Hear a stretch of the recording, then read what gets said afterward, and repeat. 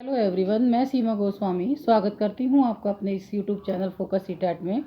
बच्चों, हम आज को पढ़ाएंगे पैडागोजी में मेरी पहली वीडियो आप जा कर के प्लेलिस्ट में देख सकते हैं। आज का टॉपिक है डाल्टन योजना कि डाल्टन योजना क्या थी, वहाँ से किस तरीके से क्वेश्चंस आते हैं, इसी के बारे में आज आपको पढ़ाया जाएगा। सीटेट के एग्ज़ाम की तैयारी सभी बच्चे कर रहे होंगे, ऐसा मेरी उम्मीद है। तो स्टार्ट करते हैं आज का डाल्टन योजना। बच्चों, नंबर 1, कुमारी हेलेन पार्क हस्ट ने अमेरिका के डाल्टन नामक रूप से 1913 में सर्वप्रथम इसका प्रयोग किया था। तो ये किसने किया था? कुमारी हेलेन पार्क हस्ट ने, जो कि अमेरिका के डाल्टन नामक रूप से इन्होंने इसका प्रयोग किया था। ये पद्धति क्या थी? इस पद्धति में बालक को पूर्ण स्वतंत्रता दी जाती है। इसमें कक्षा के स्थान पर प्रयोगशाला होती है और बच्चों को पाठ का ठेका दे दिया जाता है।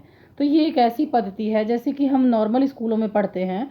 वहाँ पर क्या है, हम एक टीचर होते हैं, बच्चे होते हैं क्लास, और उसमें बैठने वाले बच्चों को टीचर समझाते हैं। लेकिन जो डाल्टन योजना है, जो कुमारी हेलेन ने इसका प्रयोग किया था अमेरिका में, उन्होंने बच्चों को ही स्वतंत्रता दे दी थी कि आप किस तरीके से पाठ करोगे या पढ़ोगे। ये पूरा बच्चों पर निर्भर करता था। तो देखो बच्चों, क्वेश्चन ऐसे आएंगे, डाल्टन योजना किसके द्वारा दी गई थी? तो कुमारी हेलेन पार्क हस्ट के द्वारा। ये कहाँ की थी? अमेरिका के डाल्टन नामक रूप से 1913 में इसका प्रयोग हुआ था। तो क्वेश्चन ये पूछा जा सकता है कि डाल्टन योजना का प्रयोग सर्वप्रथम कहाँ पर हुआ था? तो अमेरिका के डाल्टन नामक स्थान पर। दूसरा ये पूछा जा सकता है ये कब हुआ था? 1913 में इसका प्रयोग किया गया था। ये पद्धति क्या है? तो इसमें बच्चों को पूर्ण स्वतंत्रता दी जाती है। इससे मतलब बच्चों को किस तरीके की स्वतंत्रता दी जाती है और किस तरीके से पढ़ाया जाता है। तो जो हम कक्षा में नॉर्मली पढ़ते हैं, शिक्षक होता है, बच्चे सामने बैठे होते हैं, बोर्ड पर हम कुछ समझाते हैं या बुक से समझाते हैं, या आजकल स्मार्ट क्लासेस आ गई हैं, उस तरीके से समझाते हैं। लेकिन यहाँ पर प्रयोगशाला होती है और उसमें पूरे बच्चे अपने आप वो लेसन प्लान करेंगे, पूरा पढ़ेंगे, अपने तरीके से उसको बताएंगे। तो ये पूरा का पूरा बच्चों को ही इसका कार्यभार संभाला जाता है। इसमें किसी तरीके का टीचर का योगदान नहीं होता। यहाँ पूरी तरीके से बच्चे ही इसमें इन्वॉल्व होते हैं। इसके अलावा बच्चों, इस पद्धति में पाठ को कई इकाइयों में बांट दिया जाता है। इस पद्धति में पाठ को कई इकाइयों में बांट दिया जाता है बच्चों, और एक दिन का काम एक इकाई है। यानी हमने जैसे लेसन प्लान करते हैं, कभी आपने जब बच्चे आप पढ़ रहे हैं तो आपने देखा होगा स्कूलों में लेसन प्लान टीचर करती हैं और पूरी तरीके से बताती हैं कि इस टर्म में ये आएगा, सेकंड टर्म में ये आएगा, थर्ड टर्म में ये आएगा, या जो आपके यूटी वगैरह होते हैं उसमें किस तरीके से कितने लेसन आएंगे। तो ये जो first second third day by day का इनका प्लान होता है। यानी कि इस पद्धति में पाठ को कई इकाइयों में बांट दिया जाता है और एक दिन का काम एक इकाई है। यानी आपने 50 इकाइयों में अगर बांटा है तो यानी एक इकाई को ही आपने देखा होगा कि बच्चे जो हैं उसको इस तरीके से पढ़ेंगे कि हमने आज 10 पेज पढ़ने हैं, तो 10 पेज में ही उसको बांटा जाएगा। तो ये पूछा जा सकता है यह पद्धति किसके द्वारा बताई गई है कि पाठ को कई इकाइयों में बांटा जाए? तो ये डाल्टन योजना के तहत है, कुमारी हेलेन पार्क हस्ट के द्वारा। जरूरी नहीं है कुमारी हेलेन बोला जाए, सिर्फ उनका ज़्यादातर हमने पार्क हस्ट के नाम से ही उनको जाना जाता है। तो जो पार्क हस्ट है उनके द्वारा ये बताया गया है, और एक दिन में एक इकाई का ही कार्य होता है। सेकंड इकाई को वो टच नहीं करते हैं, यानी नहीं पढ़ाया जाता, उसको ही अच्छी तरीके से समझा जाता है। फोर्थ है आपका सप्ताह के कार्य को असाइनमेंट करते हैं।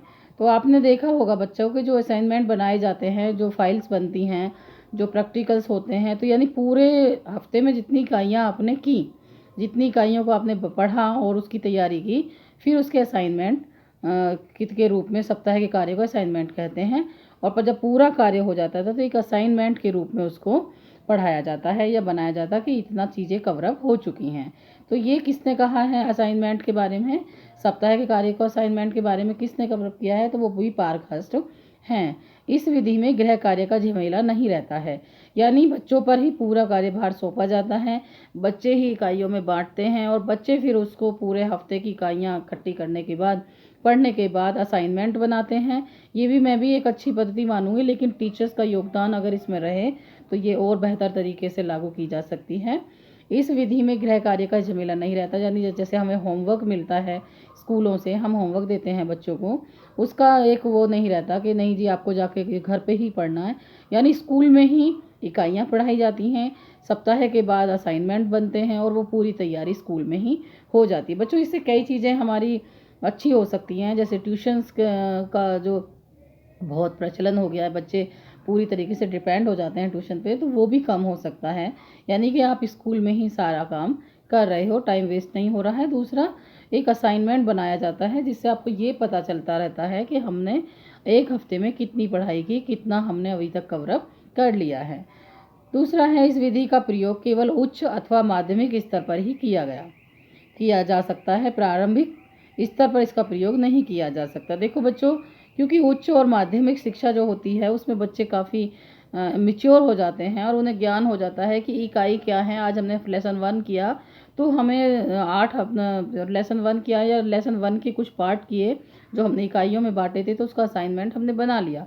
लेकिन छोटे बच्चों को, हम प्रारंभिक स्तर के बच्चों को, जो कि प्राइमरी से सेक्शन होता है, उसमें हम इसका प्रयोग नहीं कर सकते। ये इसके नुकसान भी हैं, क्योंकि छोटे बच्चों को हम कैसे बताएंगे कि आपने इतना पढ़ लिया है, अब इसको आप यहीं पे असाइनमेंट बनाओ। नहीं, बच्चों को घर में होमवर्क दिया जाता है, उनको ज्ञान कराया जाता है ताकि घर में भी उनकी डेली प्रैक्टिस होती रहे।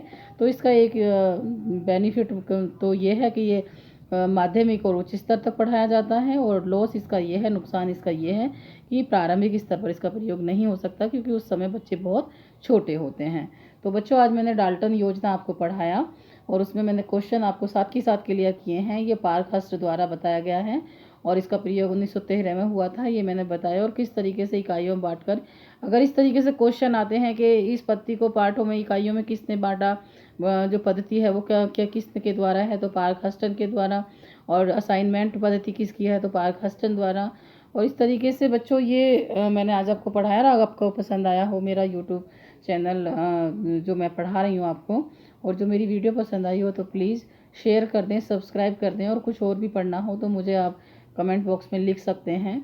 और कुछ इसमें आपको कुछ बदलाव करने हो, कुछ और नया पढ़ना हो, उसके बारे में आप मुझे बता सकते हैं। मेरे व्हाट्सअप नंबर पर भी आप मुझे बता सकते हैं, मैंने दिया हुआ है अपना व्हाट्सअप नंबर।